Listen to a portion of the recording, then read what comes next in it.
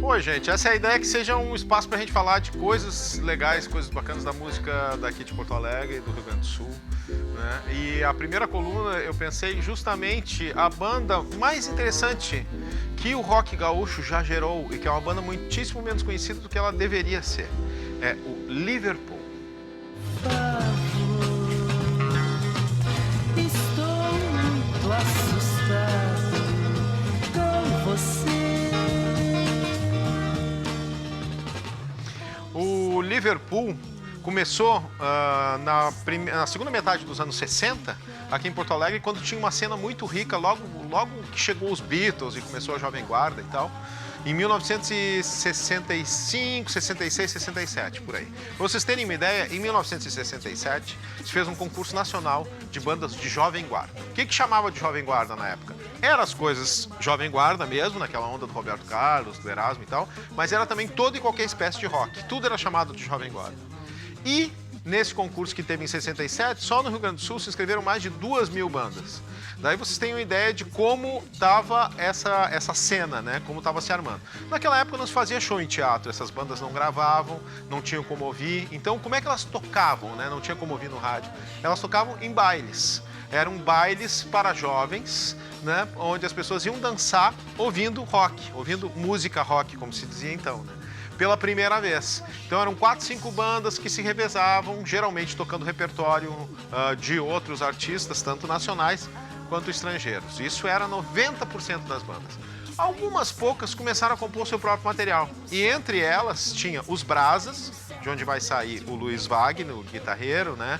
Que vai ser o primeiro cara do reggae no Brasil e tal, e que é uma banda que está gravando disco agora, né? Eles já coroas e tal. E a outra banda era o Liverpool.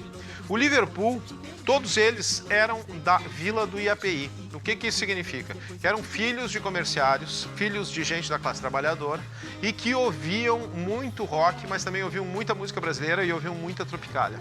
A mistura dessas coisas fez com que eles tivessem uma sonoridade muito original.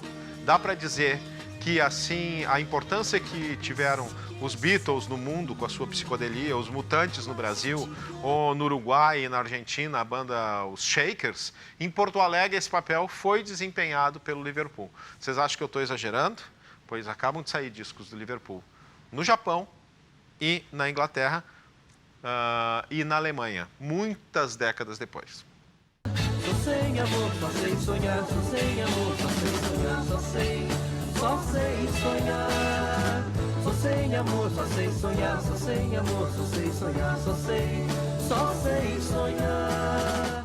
O Liverpool tinha três segredos, né? O primeiro deles era um vocalista muito carismático, o Foguete Luz, que depois foi se tornar um ícone do rock gaúcho e que hoje vive numa fazenda, né, isolado do mundo e tal. O guitarrista, o Mimi Lessa, era um grande guitarrista. Tanto que quando o Liverpool foi para o Rio de Janeiro, ele deu aulas para grandes músicos, como, por exemplo, o Tony Horta. E o seu baixista e meio que mentor de psicodelia, o Pecos, o baixista. Esse cara era uma espécie de Syd Barrett do IAPI. Tanto que ele tomou muito ácido, tomou muita droga, acabou enlouquecendo e foi um dos motivos da banda ter acabado, né? Ele desapareceu, saiu tocando o seu violão um dia e só foi encontrado meses depois no Maranhão. Além disso, tinha completando a banda um grande batera ainda menor de idade, que era o Edinho Espíndola, e o outro guitarrista, que era o Marcos Lessa, irmão do Mimi. Esses caras conseguiram uma façanha inédita para o rock da época, no Rio Grande do Sul. Gravaram um disco. Esse disco foi gravado em 1970 e é esse disco que virou objeto de culto entre todas as pessoas que se interessam por psicodelia no mundo. É uma referência de psicodelia sul-americana. A história do Liverpool dava um filme, tanto que eles acabaram indo para o Rio de Janeiro, participaram do festival Som Livre Exportação, junto com a Elis Regina, o Ivan Lins, o Wilson Simonal.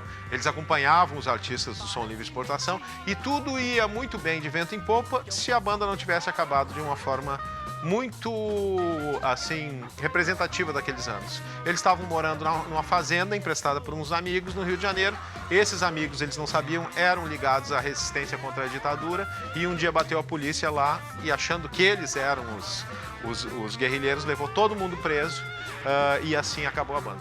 Um exemplo bem daquela década, né? Parece mentira que eu possa pensar em você. Diante de cada minuto em outro endereço. O foguete acabou indo para a Holanda, se mandou do Brasil. E os outros caras seguiram tentando a vida lá para o Rio de Janeiro, mas aí a gente pode fazer depois um outro capítulo, que é o que acontece, que é o bicho da seda. Procurem aí o livro.